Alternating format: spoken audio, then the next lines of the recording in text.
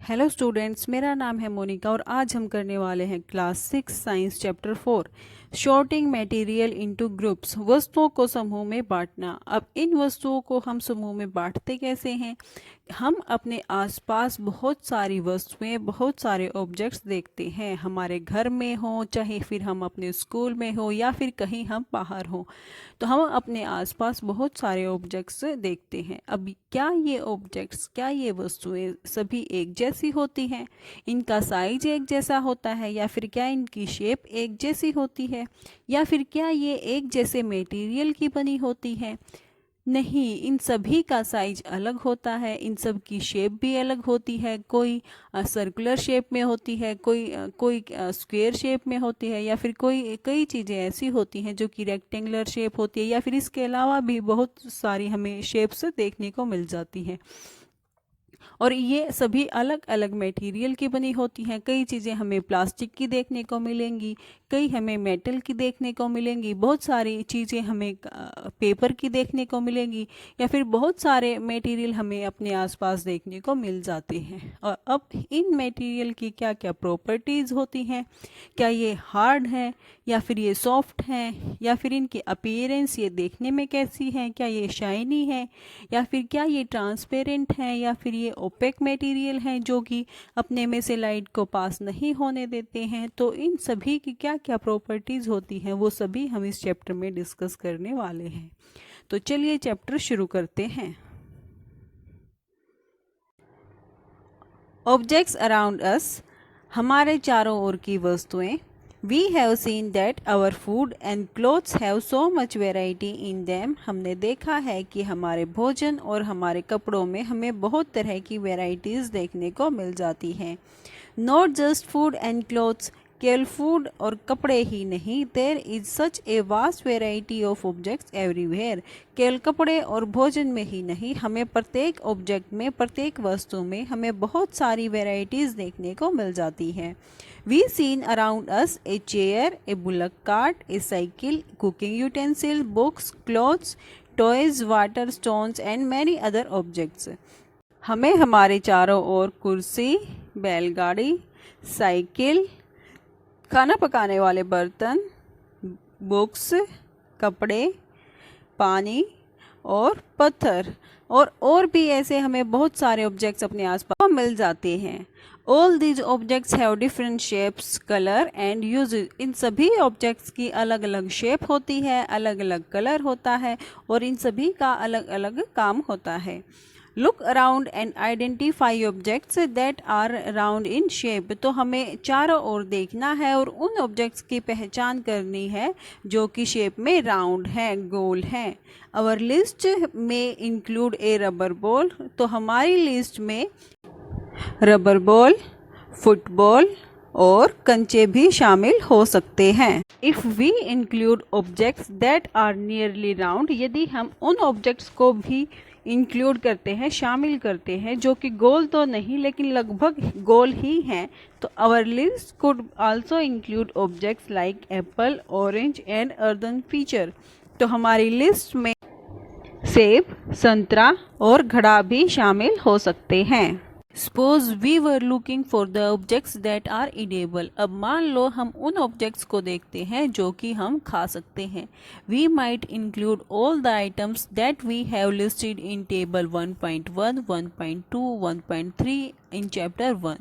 तो हम उन सभी आइटम्स को इंक्लूड शामिल कर सकते हैं जिनकी लिस्ट हमने चैप्टर 1 की टेबल 1.1, 1.2 एंड 1.3 में बनाई थी। We might also find that some of those round shaped objects we just listed out are also in this group. तो हमें क्या मिलता है कि उन राउंड शेप्ड ऑब्जेक्ट्स की, उन गोल वस्तुओं की जिनकी अभी हमने लिस्ट बनाई है, वो इस ग्रुप में शामिल भी हो सकते हैं। Let us say we wish to make a group of objects that are made of plastic. अब मान लो हमें उन वस्तुओं का ग्रुप बनाना है, उन वस्तुओं का समूह बनाना है जो कि प्लास्टिक से बने हों। Buckets, lunch boxes, toys, water container, pipes and many other objects may find a place in this group. तो इस ग्रुप में बाल्टी, लंच बॉक्स, टॉयज, पानी भरने वाले बर्तन और पाइप्स भी शामिल हो सकते हैं। There are so many ways to group objects.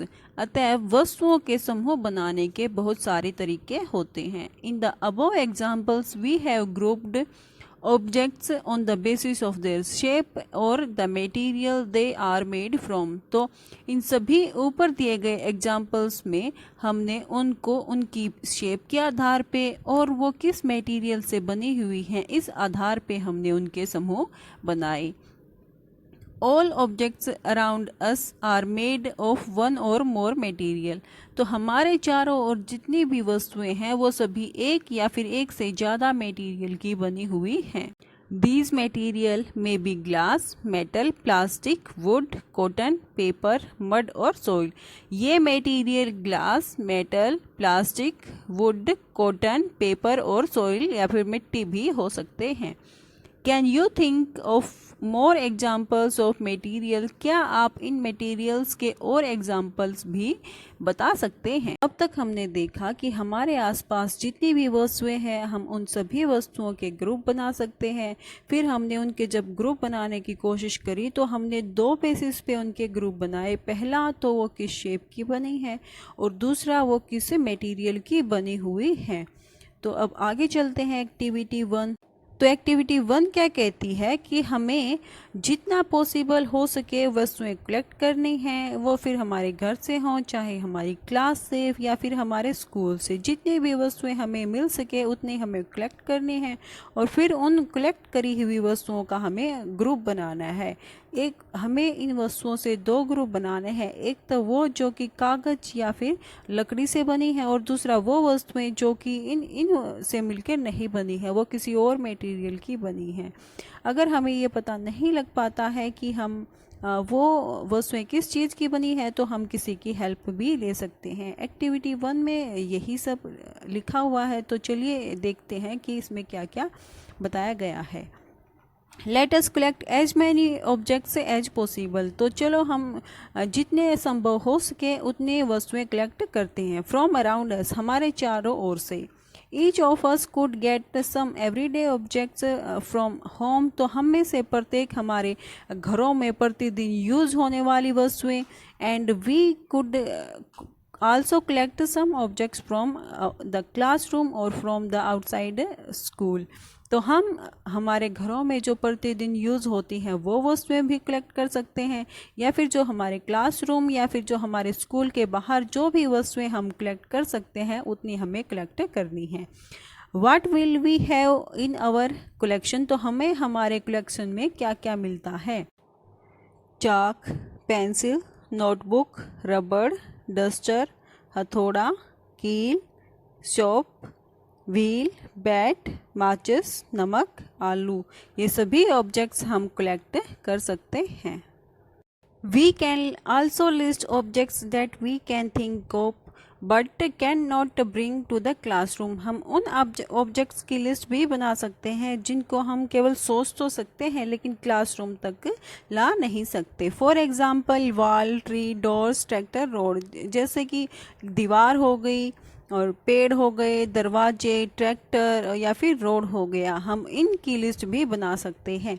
Separate all objects from this collection that are made from a paper और वुड। अब हमें इन सभी ऑब्जेक्ट्स को अलग अलग करना है और जो कि पेपर या फिर लकड़ी से बने हैं। This way we have divide all the objects into groups. ऐसे हम इन सभी ऑब्जेक्ट्स को ग्रुप में, समूह में बांट सकते हैं। One group has the objects that are made from paper और वुड। हमें एक ग्रुप तो उन ऑब्जेक्ट्स का बनाना है जो कि पेपर या फिर लकड़ी से बने हों। While other group has the objects that are not made of these materials. जबकि जो दूसरा ग्रुप है वो उन ऑब्जेक्ट्स का होगा जो कि पेपर या फिर लकड़ी से नहीं बने हैं। Similarly, we would separate the things that are used for preparing food. इसी तरह से हम उन ऑब्जेक्ट्स को भी, उन वस्तुओं को भी अलग कर सकते हैं जो कि खाना बनाने में यूज़ हो सकती हैं। Let us be a little more systematic चलो थोड़ा और सिस्टमेटिक होते हैं। List all objects collected in table 4.1। अब जो ऑब्जेक्ट्स हमने कलेक्ट किए हैं उनकी एक लिस्ट बनाओ टेबल 4.1 में। Try to identify the materials that each one is made of. अब वो किस मटेरियल से बने हैं यह पहचानने की कोशिश करो। It would be fun to make this a large table collecting information about as many objects as possible। तो यह थोड़ा फ़नी होगा एक लंबी टेबल बनाना, लेकिन हमें उन सभी ऑब्जेक्ट्स की इंफॉर्मेशन कलेक्ट करनी है। It may seem difficult to find out the materials out of which some of these objects are made of. अब इनमें से कुछ ऑब्जेक्ट्स ऐसे होंगे कि हमें इनका पता नहीं लगेगा कि वो किस मटेरियल के बने हैं। इन सच ए केस, उस केस में डिस्कस विद योर फ्रेंड्स, आप अपने फ्रेंड से डिस्कस कर सकते हैं, टीचर से and your parents to identify the materials. अब उस केस में आप या अपने फ्रेंड से, टीचर से या फिर अपने पेरेंट्स से उनकी मदद ले सकते हैं उनकी मटेरियल्स की पहचान करने में। अब ये टेबल जो 4.1 जो दे रखी है, इसमें हमें इनकी लिस्ट बनानी है कि कौन सा ऑब्जेक्ट किस मटेरियल से बना हुआ है। एक्टिविटी 2। एक्टिविटी 2 क्या कहती है कि हमें एक टेबल दे रखी है 4.2 और इस टेबल में हमें कुछ ऑब्जेक्ट्स दिए हुए हैं जो कि वो किसी मटेरियल से बने हुए हैं। अब हमें क्या करना है, इस टेबल में कुछ और ऑब्जेक्ट्स हमें ऐड करने हैं जो कि हमारे डेली यूज़ में काम आते हैं। अब इस टेबल से हमें क्या पता लगेगा कि जो ऑब्जेक्ट्स हमारे आसपास होते हैं वो उनको हम बहुत तरीके से उनको समूह में बांट सकते हैं, और दूसरा कि वो सभी ऑब्जेक्ट्स क्या है वो अलग अलग मटेरियल्स के बने हुए होते हैं। अब कई ऑब्जेक्ट्स तो हमें ऐसे मिलेंगे जो कि केवल एक ही मटेरियल से बने हैं, और कई ऑब्जेक्ट्स हमें ऐसे देखने को मिलेंगे जो कि एक या एक से ज़्यादा मटेरियल्स से बने हुए हैं। एक्टिविटी 2 में यही बताया गया है। तो चलिए हम देख लेते हैं एक्टिविटी 2 में क्या लिखा हुआ है। Table 4.2 list some common materials. तो जो टेबल 4.2 है इसमें कुछ कॉमन मटेरियल्स की लिस्ट दे रखी है। You can also add more materials in column 1। तो आप कॉलम 1 में, ये जो कॉलम 1 है इसमें हम कुछ और मटेरियल्स आप ऐड कर सकते हैं that are known to you, जो आप जानते हैं। Now try and think of everyday objects you know. अब आप उन ऑब्जेक्ट्स को सोचो जो कि आप प्रतिदिन यूज़ करते हैं। That are made mainly of these materials, और जो इन मटेरियल्स के बने हुए हों जो कि कॉलम 1 में दे रखा है। And list them in column 2, और उनकी लिस्ट बनानी है कॉलम 2 में। What do we find from these tables? अब इन टेबल से हमें क्या पता लगता है। First, we group objects in many different ways. पहला तो ये कि हम इन ऑब्जेक्ट्स को बहुत तरीक़ों से समूह में बांट सकते हैं। We then found that objects around us are made of different materials. और दूसरा ये कि हमारे चारों ओर जितने भी ऑब्जेक्ट हैं वो बहुत सारे मटेरियल से, अलग अलग मटेरियल से मिलके बने होते हैं। At time and an object is made of a single material। कोई ऑब्जेक्ट तो ऐसे होते हैं जो कि केवल एक ही मटेरियल से बने होते हैं। An object could also be made of many materials। और कई ऑब्जेक्ट्स ऐसे होते हैं जो कि बहुत सारे मटेरियल से मिलके बने होते हैं। And then again one material could be used for making many different objects। और फिर से क्या होता है कि एक मटेरियल जो होता है वो उससे, उस मटेरियल से हम बहुत तरह के अलग अलग प्रकार के ऑब्जेक्ट्स हम उससे बना सकते हैं। What decide which material should be used for making any given object. अब ये कौन डिसाइड करता है कि किस मटेरियल का यूज़ किसी दिए हुए ऑब्जेक्ट को बनाने में होगा। It seems that we need to know more about different materials। इससे यह पता लगता है कि हमें इन अलग अलग प्रकार के मटेरियल्स के बारे में और ज़्यादा जानकारी हासिल करने की ज़रूरत है। प्रॉपर्टीज़ ऑफ मटेरियल्स, पदार्थों के गुण। तो अब तक हमने यह तो देखा कि जितने भी ऑब्जेक्ट्स हमारे आसपास होते हैं हम उन सभी को समूह में बांट सकते हैं, और वो ऑब्जेक्ट्स किस किस मटेरियल से बने हुए होते हैं। तो और अब हम यह जानेंगे कि यह कैसे डिसाइड होगा कि कौन सा ऑब्जेक्ट, कौन सी वस्तु किस मटेरियल की बनेगी, यह कैसे डिसाइड होगा? तो यह सब डिसाइड होता है उस मटेरियल के प्रॉपर्टीज़ के आधार पे कि उस मटेरियल के क्या क्या गुण हैं। अब उसकी प्रॉपर्टीज़ क्या होती हैं, यह सभी हम आगे डिस्कस करने वाले हैं। तो चलिए शुरू करते हैं। Have you ever wondered why a tumbler is not made with a piece of cloth? क्या आप यह जानना चाहेंगे कि जो एक गिलास होता है वो कपड़े के टुकड़े से क्यों नहीं बनता है? Recall our experiment with piece of cloth in chapter 3। तो जो हमने चैप्टर 3 में जो कपड़े के टुकड़े के साथ एक्सपेरिमेंट किए थे उनको याद करो। And also keep in mind that we generally use a tumbler to keep a liquid। और यह भी ध्यान रखो कि एक ग्लास का प्रयोग हम जनरली लिक्विड को रखने के लिए करते हैं। Therefore would it not be silly, क्या यह मूर्खता नहीं होगी? If we were to make a tumbler out of cloth, यदि हम कोई ग्लास कपड़े से बनाते हैं तो क्या यह मूर्खता नहीं होगी? What we need for a tumbler, तो हमें एक टम्बलर बनाने के लिए किसकी ज़रूरत होती है? ग्लास, प्लास्टिक, मेटल या फिर other such materials that will hold water, या फिर और कोई दूसरा मटेरियल जो कि पानी को होल्ड कर सके, पानी को रोक सके। Similarly it would not be wise to use paper like materials for cooking vessel. इसी तरह से खाना पकाने के बर्तन बनाने के लिए पेपर का यूज़ करना भी कोई बुद्धिमत्ता वाला कार्य नहीं होगा। When we see then that we choose a material to make an object depending on its properties, तब हम देखते हैं कि किसी ऑब्जेक्ट को बनाने के लिए कौन सा मटेरियल यूज़ होगा। यह एक तो डिपेंड करता है उसकी प्रॉपर्टीज़ पे, and the purpose for which the object is to be use, और दूसरा कि वह किस पर्पज़ के लिए यूज़ होने वाला है। So what are all the properties of materials, तो इन मटेरियल्स की क्या क्या प्रॉपर्टीज़ होती हैं that would be important for their use, जो कि उनके यूज़ के लिए इम्पोर्टेंट हैं। Some properties are discuss here, कुछ प्रॉपर्टीज़ हम यहाँ डिस्कस करते हैं। अपीयरेंस, तो फर्स्ट प्रॉपर्टीज़ की है अपीयरेंस, उसकी दिखावट कैसी है। Materials usually look different from each other, जो कि मटेरियल्स होते हैं वो यूजुअली एक दूसरे से अलग अलग दिखते हैं।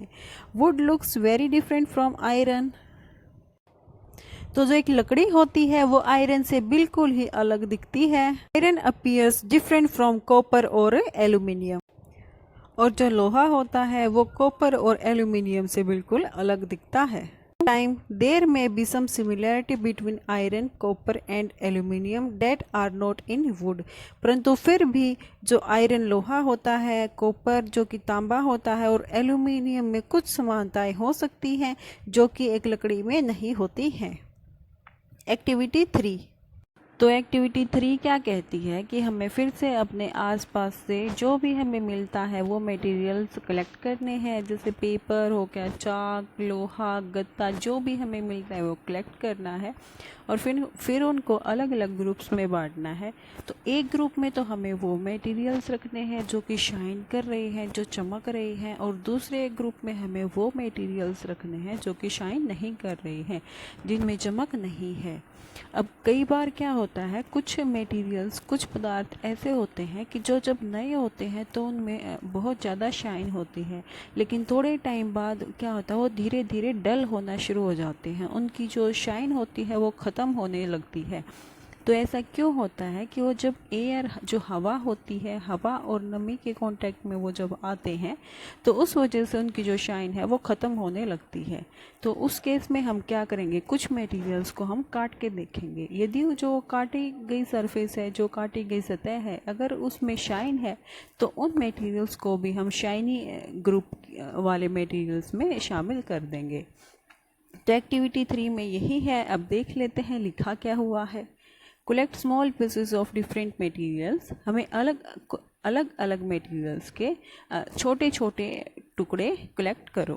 Paper, cardboard, wood, copper wire, aluminium sheet, chalk. Paper जो कागज़ होता है, कार्डबोर्ड गत्ता, लकड़ी, कॉपर वायर जो तांबे का जो तार होता है, एल्युमिनियम शीट, चाक, जो भी मिलता है वो कलेक्ट करो। Do any of these appear shiny, क्या इनमें से कोई शाइनी चमकदार दिख रहा है। Separate the shiny materials into group, अब जो शाइनी मटेरियल्स हैं उनको अलग करो, एक ग्रुप में उनको अलग कर लो। Now observe as the teacher cuts each material into 2 pieces, अब ये देखो कि जो आपके टीचर हैं वो किसी मटेरियल को वो जब काट रहे हैं और उसको काट के वो 2 भागों में बांटते हैं। And look at the freshly cut surface, और जो ताज़ी जो काटी गई सरफेस है, सतह है, उसको देखो। वाट डू यू नोटिस, आप क्या देखते हैं। Does the freshly cut surface of some of these materials appear shiny, अब जब वो आपके टीचर ने जो मटेरियल काटा है तो क्या उसकी जो काटी गई सतह है वो क्या वो शाइनी दिखाई दे रही है, क्या वो चमकदार दिखाई दे रही है। Include these objects also in the group of shiny materials, अब इन ऑब्जेक्ट्स को भी हम शाइनी मटेरियल्स के ग्रुप में रख देंगे। Do you notice such a shine or lustre in the other material, क्या आपको यह शाइन, यह चमक किसी दूसरे मटेरियल्स में भी दिखती है, दूसरे पदार्थों में भी दिखती है। Cut them any way as you can, अब जो आप काट के देख सकते हैं उनको काट के देखो, क्या दूसरे पदार्थों में भी हमें ऐसी शाइन देखने को मिलती है। Repeat this in the class with as many materials as possible, अब इसे क्लास में रिपीट करो, जितने भी मटेरियल पे पॉसिबल हो उसके उनको काट के देखो। And make a list of those with और विदाउट लस्टर, और फिर उनकी लिस्ट बनाओ किस में चमक है और किस में नहीं है।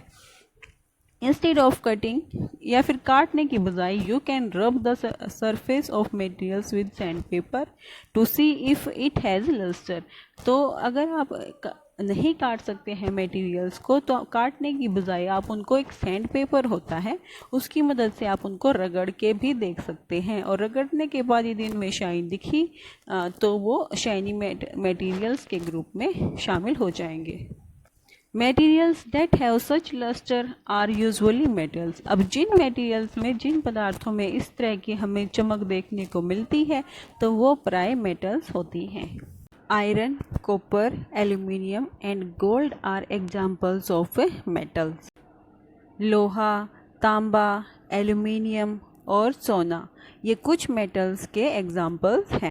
सम metals often lose their shine and appear dull, कुछ मेटल्स, कुछ धातुएं अपनी शाइन खो देती हैं और वो डल दिखने लगती हैं। Because of action of air and moisture on them, हवा के एक्शन के कारण और जो मॉइस्चर होता है, जो नमी होती है, उनके एक्शन के कारण ये अपनी चमक खो देती हैं। We therefore notice the lustre only on their freshly cut surface, इसीलिए हम केवल उनके जो फ्रेशली, जो ताज़े कटे हुए सरफेस हैं, केवल उन्हीं पे हम शाइन देख पाते हैं।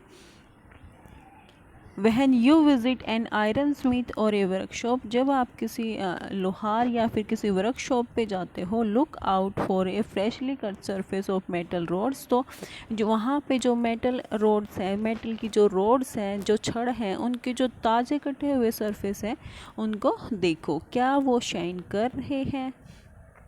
अब नेक्स्ट होती है हार्डनेस। अब हार्डनेस क्या होती है, कई मटेरियल्स तो क्या होते हैं, जब हम अपने आसपास कोई मटेरियल देखते हैं तो कई तो ऐसे होते हैं जिनको हम आसानी से प्रेस कर सकते हैं, और कई होते हैं ऐसे जिनको हम प्रेस नहीं कर पाते, तो जो आसानी से प्रेस हो जाते हैं या फिर जिस पे आसानी से हम स्केच बना देते हैं, निशान बना देते हैं, तो वो सॉफ्ट मटेरियल्स होते हैं, और जिसको हम कंप्रेस नहीं कर पाते हैं तो वो होती है हार्ड मटेरियल्स। तो चलो देख लेते हैं।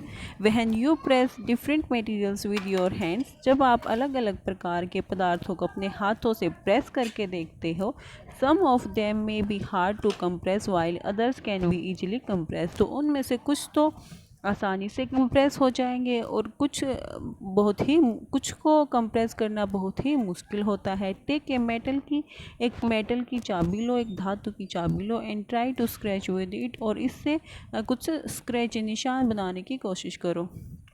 The surface of a piece of wood, तो एक लकड़ी का जो टुकड़ा है उस पर, aluminium, a piece of stone, एक पत्थर पे, and a nail, candle, chalk and any other material or object, जो भी मटेरियल है इन सभी पे इसके साथ स्केच बनाने की कोशिश करो। You can easily scratch some material, आप कुछ मटेरियल्स को तो आसानी से स्क्रैच कर दोगे, while some can not be scratched so easily, लेकिन जो कुछ मटेरियल्स हैं उनको आप इतनी आसानी से स्क्रैच नहीं कर पाओगे। Materials which can be compressed or scratched easily are called soft, तो जो मटेरियल आसानी से कंप्रेस हो जाते हैं, आसानी से स्क्रैच जिस पे लग जाते हैं, तो उनको हम सॉफ्ट मटेरियल्स कहते हैं। while some other materials which are difficult to compress are called hard, तो जबकि जो दूसरे मटेरियल्स हैं जो कि आसानी से कंप्रेस नहीं हो पाते हैं, तो उनको हम हार्ड मटेरियल कहते हैं। फॉर एग्जांपल कॉटन और sponge is soft while iron is hard, तो उदाहरण के लिए जो कॉटन होती है और जो स्पंज होता है, तो ये तो सॉफ्ट मटेरियल्स हैं, और जबकि जो आयरन लोहा है वो हार्ड मटेरियल है। इन appearance materials can have different properties, तो दिखावट में, देखने में मटेरियल्स की कुछ अलग अलग प्रॉपर्टीज़ होती हैं, लाइक लस्टर जो शाइन होती है, हार्डनेस होती है उनमें, और बी रफ़ और स्मूथ, वो रफ़ हो सकते हैं, खुरदरे हो सकते हैं, या फिर स्मूथ चिकने हो सकते हैं। Can you think of other properties that describe the appearance of a material, क्या आप कुछ और दूसरी प्रॉपर्टीज़, उनके गुण भी बता सकते हैं जो कि उसकी मटेरियल की अपीयरेंस को दिखाए या अपीयरेंस का वो वर्णन करे। सोल्यूबल और इनसोल्यूबल, अब सोल्यूबल और इनसोल्यूबल क्या होता है, तो हमें क्या करना है, हमें अलग अलग बर्तनों में पानी भर के रखना है, और फिर उस पानी में हम अलग अलग प्रकार के पदार्थ डालेंगे, जैसे चीनी, नमक, या फिर पाउडर या रेत, जो भी हमें मिलता है हम वो उस पानी में डाल के देखेंगे। फिर हम उसको अच्छे से हिलाएंगे, और थोड़ी देर बाद हम क्या देखेंगे कि उसमें से कुछ पदार्थ तो ऐसे थे जो बिल्कुल उसमें अच्छे से घुल गए हैं, और कुछ हम जो पानी में अच्छे से नहीं घुले हैं। तो जो पदार्थ पानी में अच्छे से घुल गए वो होते हैं सोल्यूबल सब्सटेंस, और जो पानी में अच्छे से नहीं घुले वो होते हैं इनसोल्यूबल सब्सटेंस। तो एक्टिविटी 4 क्या कहती है, collect samples of some solid substances such as sugar, salt, chalk powder, sand and sawdust, तो हमें अब कुछ सॉलिड सब्सटेंसेस, कुछ ठोस पदार्थों के सैंपल कलेक्ट करने हैं, जैसे कि शुगर चीनी होती है, साल्ट नमक, चाक पाउडर या फिर डस्ट जो रेत होता है, और जो साडस्ट जो कि लकड़ी का बुरादा होता है, इनके हमें सैंपल कलेक्ट करने हैं। टेक 5 ग्लासेस और बीकर्स, तो हम या 5 गिलास या फिर 5 बीकर लो। Fill each of them about 2/3 with water, अब इन सबको 2/3 पानी से भरो। Add a small amount of sugar to the first glass, तो पहले ग्लास में थोड़ी मात्रा में चीनी ऐड करो। साल्ट टू सेकेंड, और दूसरे ग्लास में नमक ऐड करो। And similarly add small amount of the other substances into the other glass, और इसी तरह से जो दूसरे ग्लास है उनमें भी जो की आइटम बच गए हैं वो ऐड करो। Stair the content of each of them with A spoon, अब इन सभी को एक चम्मच की हेल्प से उनको अच्छे से हिलाओ। Wait for a few minutes, कुछ मिनट तक वेट करो। Observe what happens to the substances added to water, अब देखो क्या होता है जो कि हमने सब्सटेंस वो पानी में ऐड किए थे उनमें। Note your observations as shown in table 4.3, अब जो आपके ऑब्जर्वेशंस हैं, जो भी रिजल्ट आया है उसको टेबल 4.3 में ऐड करो। You will notice that some substances have completely disappeared or dissolved in water, आप देखोगे कुछ पदार्थ तो पानी में बिल्कुल अच्छे से घुल गए हैं और वो बिल्कुल ख़त्म हो गए हैं।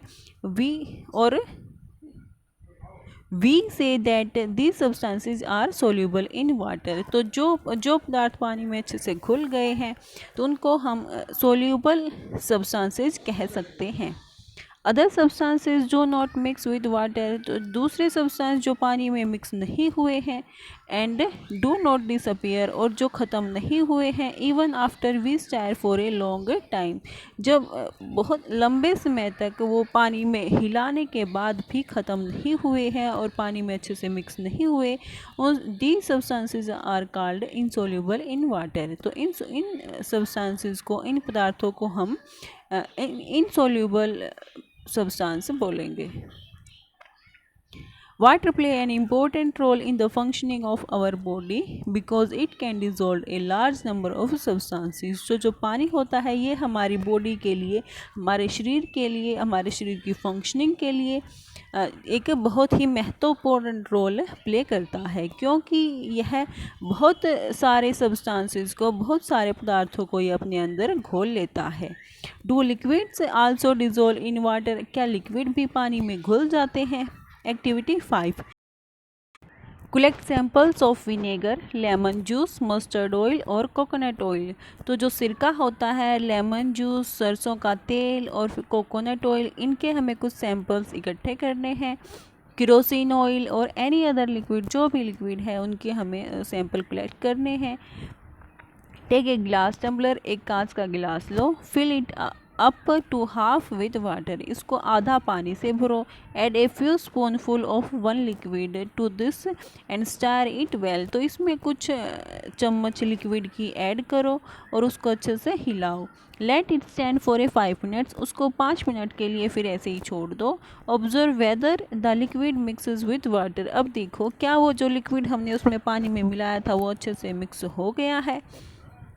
Repeat the same with other liquids, अब इसी प्रोसेस को हमें दूसरे लिक्विड्स जो हमारे पास थे उनके साथ भी रिपीट करना है। As many different liquids are available to you, जितने भी आपके पास अलग अलग प्रकार के लिक्विड्स अवेलेबल हैं उन सभी को पानी में मिला के देखो क्या वो अच्छे से पानी में मिल पा रहे हैं या नहीं मिल पा रहे हैं। Right your observations in table 4.4, अब जो आपकी ऑब्जर्वेशंस है, जो आपके रिजल्ट है, उनको इस टेबल 4.4 में ऐड करो। We notice that some liquids get completely mixed with water, तो हम देखेंगे कि कुछ लिक्विड तो पानी में अच्छे से मिक्स हो गए हैं। some others do not mix with water, तो कुछ पानी के साथ अच्छे से मिक्स नहीं हुए हैं। and form a separate layer when they kept aside for some time, और उन्होंने अपनी एक अलग से लेयर बना ली है। जब हमने उनको ऐसे 5 मिनट के लिए छोड़ा तो उन्होंने एक अलग से लेयर बना ली अपनी पानी के ऊपर। Some gases are soluble in water whereas others are not, तो अब कुछ गैसेज भी पानी में सोल्यूबल होती हैं लेकिन कुछ नहीं होती। Water usually has small quantities of some gases dissolve in it, तो पानी में भी कुछ गैसेज घुली हुई होती हैं, कुछ गैसेज डिजोल्व होती हैं। For example oxygen gas dissolve in water is very important for the survival of animals, उदाहरण के लिए जो ऑक्सीजन गैस जो पानी में घुली हुई होती है, यह पानी में रहने वाले जो एनिमल्स होते हैं उनके सर्वाइवल के लिए बहुत ज़रूरी होती है। यानी plants that live in water, और जो पौधे पानी में रहते हैं उनके लिए बहुत ही इम्पोर्टेंट होती है। ऑब्जेक्ट्स में float or sink in water, अब कुछ ऑब्जेक्ट, कुछ वस्तुएं तो ऐसी आपने देखी होंगी जो कि पानी पे तैर रही होती हैं, और कुछ ऑब्जेक्ट्स आप ऐसे देखे होंगे जब उनको आप पानी में फेंकते हो तो वो उसमें डूब जाती हैं। वाइल डूइंग एक्टिविटी 4, जब आप एक्टिविटी 4 कर रहे थे, you might have notice that insoluble solid separated out from water, तो जो इनसोल्यूबल सॉलिड थे जो कि पानी में नहीं घुले थे वो पानी से अलग हो गए। You may have notice this with some liquids in activity 5, तो आपने यही जब एक्टिविटी 5 कर रहे थे तब भी ऐसा ही कुछ नोटिस किया होगा। Some of these materials that do not mix with water, तो कुछ मटेरियल्स तो जो पानी के साथ मिक्स नहीं हुए, floated to the surface of water, तो जब आप एक्टिविटी 4 और एक्टिविटी 5 कर रहे थे तब आपने नोटिस किया होगा कि कुछ तो ऐसे मटेरियल्स थे जो कि पानी के साथ मिक्स नहीं हुए और वो पानी के सरफेस पे, पानी की सतह पे वो तैर रहे थे। Others may have sunk to the bottom of a tumbler, और दूसरे क्या थे, वो जो पानी में डूब गए थे वो उसकी ग्लास की सतह पे जाके वो बैठ गए। राइट, क्या यह सही नहीं है? We notice many examples of objects that float in water और सिंक, हम ऐसे बहुत सारे एग्जाम्पल्स देखते हैं जो कि पानी में डूब जाते हैं या फिर पानी में तैरते हैं। Dried leaves fallen on the surface of a pond, तो जो सूखे पत्ते जो तालाब के सरफेस पे गिर जाते हैं। A stone that you throw into this pond, या फिर कोई पत्थर जो आप पानी उसमें तालाब में फेंकते हो। Few drops of honey that you let fall into a glass of water, या फिर कुछ बूंदे शहद की जो आप पानी में डालते हो। What happens to all of this, तो अब इनके साथ, इन सभी के साथ क्या होता है। Boojho would like you to give him 5 examples of each of objects that float and those that sink in water, तो बूझो चाहती है कि आप उसे 5 एग्जाम्पल्स बताएं ऐसे वस्तुओं के जो कि पानी में डूब जाते हैं और जो पानी में तैरते हैं उनके। What about testing these same materials to see if they float or sink in other liquids like oil. अब जो ये पदार्थ आप कैसे टेस्ट करोगे किसी दूसरे लिक्विड के साथ, जैसे तेल होता है, यही पदार्थ इसमें तेल में डूबते हैं या फिर तैरते हैं। अब इनकी टेस्टिंग आप कैसे करोगे। ट्रांसपेरेंसी, अब ट्रांसपेरेंसी क्या होता है। हम सभी ने हाइड एंड सीक का खेल, जो छुपी छुपाई का खेल होता है, ये हम सभी ने खेला होता है। तो इस खेल में क्या होता है, हम किसी ऐसी चीज़ के पीछे जाके छुपते हैं जिसमें से हमें कोई आर पार देख सके या फिर इसमें आसानी से ढूंढ सके। नहीं छिपते ना, हम ऐसी चीज़ के पीछे छुपते हैं जिसमें से हमें कोई आसानी से ना देख सके और वो हमें ना ढूंढ पाए।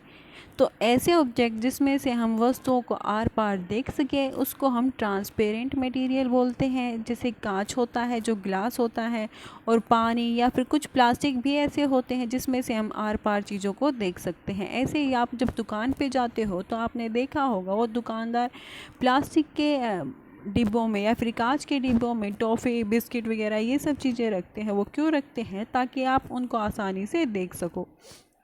और कुछ ऑब्जेक्ट्स ऐसे होते हैं जिसमें से हम आर पार नहीं देख सकते हैं, तो उन मटेरियल्स को हम कहते हैं ओपेक मटेरियल। तो चलिए देख लेते हैं। You might have played the game of hide and seek, आपने जो हाइड एंड सीक का खेल होता है ये खेला होगा।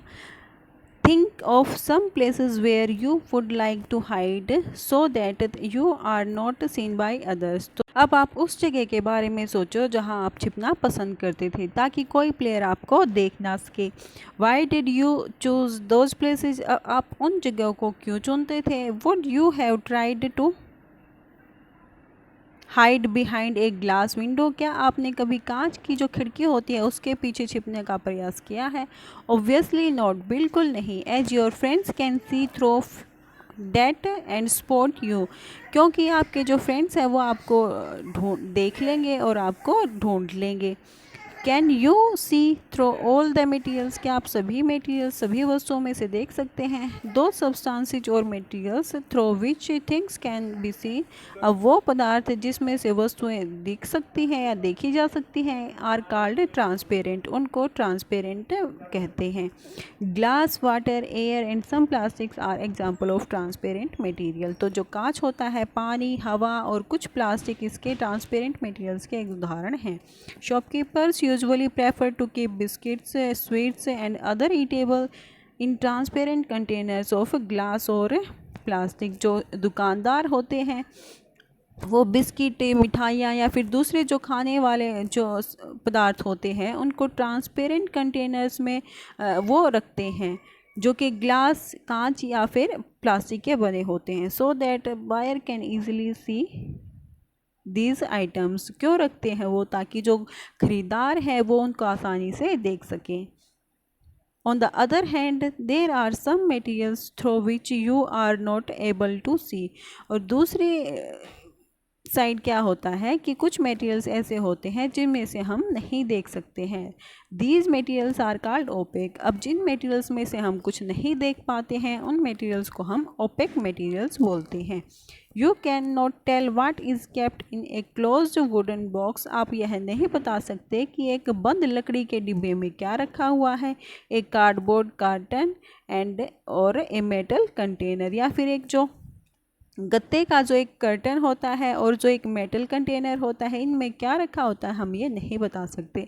Would, cardboard and metals are example of a opaque material, तो वुड जो लकड़ी होती है, जो गत्ता और जो मेटल्स होती हैं, ये ओपेक मटेरियल्स के उदाहरण हैं। Do we find that we can group all materials and object, अब क्या हम without any confusion as either opaque और ट्रांसपेरेंट। अब क्या हम यह बिना किसी कन्फ्यूज़न के आसानी से बता सकते हैं कि कौन सा मटेरियल तो ट्रांसपेरेंट है और कौन सा मटेरियल ओपेक है। 6. Take a sheet of paper, एक पेपर की सीट लो and look through it towards a lighted bulb, और इसमें से जलते हुए बल्ब की ओर देखो। Make a note of your observation, अपनी ऑब्जर्वेशंस का एक नोट बनाओ। Now put 2-3 drops of some oil, अब इसमें इस पेपर पे 2-3 बूंदे ऑयल की डालो and spread it on the sheet of paper, और इसको जो पेपर है उस पर अच्छे से फैलाओ। Look again towards the lighted bulb through that portion of a paper on which the oil has been spread। अब पेपर के उस पोर्शन में से देखो जिस पे आपने जो तेल है वो फैलाया था, उस पोर्शन में से जलते हुए बल्ब को देखो। Do you find that the bulb is more clearly visible then before, अब आपको क्या दिखता है कि जो बल्ब है वो आपको थोड़ा और क्लियर स्पष्ट रूप से आपको दिखता है। But can you see clearly through the oiled paper, परंतु क्या आप इस ऑयल्ड पेपर से बिल्कुल स्पष्ट रूप से देख पाते हो। Is everything on the other side of it visible, अब क्या प्रत्येक वस्तु हमें इस ऑयल्ड पेपर में से स्पष्ट रूप से दिख रही है। परहैप्स नॉट, कदाचित नहीं। The materials through which objects can be seen but not clearly are called translucent, अब जिन ऑब्जेक्ट में से हम वस्तुओं को देख तो पाते हैं लेकिन स्पष्ट रूप से नहीं देख पाते, उनको हम कहते हैं translucent materials. Remember the oily patch on paper when we tested food items for the presence of fats, तो आपको याद है कि जब हमने उसकी फैट की प्रेजेंस के लिए हमने फूड आइटम्स पे टेस्ट किया था, तो हमने क्या किया था, जो यह देखने के लिए कि किसी पर्टिकुलर फूड आइटम में फ़ैट है या नहीं, हमने उसको एक पेपर में उसको लपेट के रख दिया था। थोड़े टाइम बाद जब उसको खोल के देखा तो अगर उसमें फूड आइटम में फ़ैट प्रेजेंट है तो उसमें हमें कुछ ऑयली पैच देखने को मिले थे, तो डेट वाज ट्रांसलूसेंट हो, तो वो भी ट्रांसलूसेंट थे। Can you think of some more examples of translucent material, क्या आप ट्रांसलूसेंट मटेरियल्स के और एग्जाम्पल सोच सकते हैं। We can therefore group materials as opaque, transparent and translucent, इसलिए हम मटेरियल्स को ओपेक, ट्रांसपेरेंट और ट्रांसलूसेंट के समूह में बांट सकते हैं। पहले suggest covering the glass of a torch with your palm at a dark place, तो पहली यह सुझाव देती है किसी डार्क जगह पे एक टॉर्च के गिलास को, कांच को, उसको अपनी हथेली से ढको। Switch on the torch and observe the other side of palm, अब टॉर्च को स्विच ऑन करो और फिर जो आपकी हथेली की जो दूसरी साइड है उसको देखो। सी वांट्स टू नो, वह जानना चाहती है whether palm of your hand is opaque, transparent and translucent, वह जानना चाहती है कि जो आपकी हथेली है ये क्या यह ओपेक है, ट्रांसपेरेंट है या फिर ट्रांसलूसेंट है। We learned that materials differ in their appearance and the way they mix in water or liquid, हम यह सीख चुके हैं कि जो मटेरियल्स होते हैं वो दिखने में अलग होते हैं और उनका जो लिक्विड या फिर पानी में घुलने का तरीका भी अलग अलग होता है। They may float or sink in water or may be transparent, opaque और ट्रांसलूसेंट, वे पानी में घुल सकते हैं और या फिर डूब जाते हैं, और या ट्रांसपेरेंट हो सकते हैं, ओपेक हो सकते हैं और ट्रांसलूसेंट हो सकते हैं। Materials can be grouped on the basis of similarity और डिफरेंसेस इन देयर प्रॉपर्टीज़, तो मटेरियल्स को हम उनकी समानताओं के आधार पर उन पे क्या क्या समानताएं हैं और उनमें क्या क्या डिफरेंसेस हैं, उनके गुणों में क्या क्या भिन्नताएं हैं, इस आधार पर भी उनके हम समूह बना सकते हैं। Why do we need to group materials, अब हमें इन मटेरियल्स के ग्रुप बनाने की ज़रूरत क्यों पड़ी। इन एवरीडे लाइफ, दैनिक जीवन में, we often group materials for our convenience, तो अपने दैनिक जीवन में हम वस्तुओं को अपनी सुविधा के लिए समूह में बांटते हैं। एट होम, घरों में, we usually store things in such a manner that similar objects are placed together. तो अपने घरों में हम वस्तुओं के समूह इस प्रकार से बनाते हैं कि हमें एक जैसी वस्तुएं एक जगह पे ही मिल जाएं। हम अपना जो सामान होता है उसको इस प्रकार से रखते हैं कि हमें चीज़ें आसानी से मिल जाएं। Such an arrangement help us to locate them easily. तो इस प्रकार की अरेंजमेंट से, इस प्रकार की व्यवस्था से हम उनको आसानी से ढूंढ सकते हैं। Similarly a grocer usually keeps all type of biscuits at one corner of his shop. तो इसी तरह से एक जो पंसारी होता है, एक जो दुकानदार होता है, वो सभी तरह के बिस्किट को एक कॉर्नर में रखेगा। All shops at another, while जो सभी तरह के साबुन होते हैं उनको अलग जगह पे रखेगा। While grains and pulses are stored at some other place, जबकि जो अनाज होते हैं उन सभी को एक जगह रख देगा और जो सभी तरह की दालें होती हैं उनको एक जगह पे रख देगा। There is another reason why we find such grouping useful. तो इस तरह की जो समूह बनाने का एक और रीज़न भी है। Dividing materials in groups make it convenient to study their properties. तो इस तरह से समूह बनाने से हम उनकी प्रॉपर्टीज़ को सही से अच्छे से स्टडी कर सकते हैं। And also observe any pattern in this properties, और इनकी प्रॉपर्टीज़ में क्या पैटर्न है, क्या इनमें समानताएं हैं, क्या भिन्नताएं हैं, यह हम आसानी से पता लगा सकते हैं। We will study more about this in higher classes. अब इसके बारे में और ज़्यादा हम हायर क्लासेस, बड़ी क्लासेस में सीखेंगे। तो इस चैप्टर में इतना ही था, यह चैप्टर यहाँ ख़त्म होता है। और अगर आपको ये वीडियो अच्छी लगी तो इसे लाइक ज़रूर करना, मेरे चैनल को सब्सक्राइब ज़रूर करें और वीडियो को शेयर ज़रूर करें। तो नेक्स्ट वीडियो में मिलते हैं नेक्स्ट टॉपिक के साथ, तब तक के लिए धन्यवाद।